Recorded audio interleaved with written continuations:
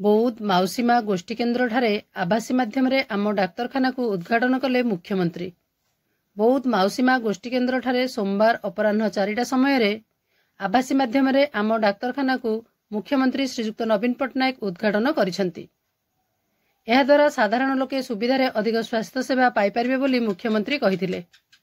बौद्ध माउसीमा गोष्ठी केन्द्र ठारे आयोजित कार्यक्रम रे जंगल परिवेश मंत्री श्रीजुक्त प्रदीप कुमार अमात, एनएसी चेयरमैन मृत्युंजय मिश्र, सीडीओ तथा जिला परिषद निर्वाही अधिकारी रविनारायण त्रिपाठी, अतिरिक्त जिलापाल दरिद्रभंजन मदन मोहन पात्र अतिथि भाव जोग देथिले।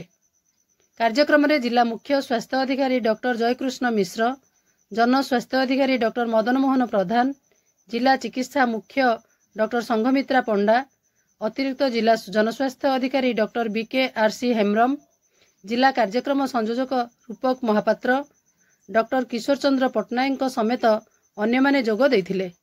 एहा सह कंटामाल ठारे मध्य आवासी माध्यम रे मुख्यमंत्री अन्य एक आम डाक्तरखाना को उद्घाटन करिसेंती।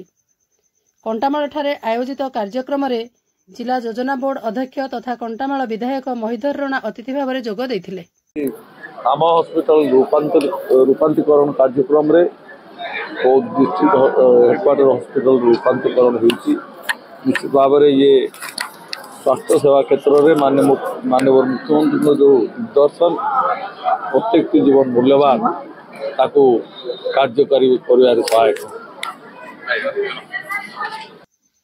बौद्धरू बैद्यनाथ सामल सहित हरभंगारू चित्तरंजन सिंह रिपोर्ट, मो जिला खबर।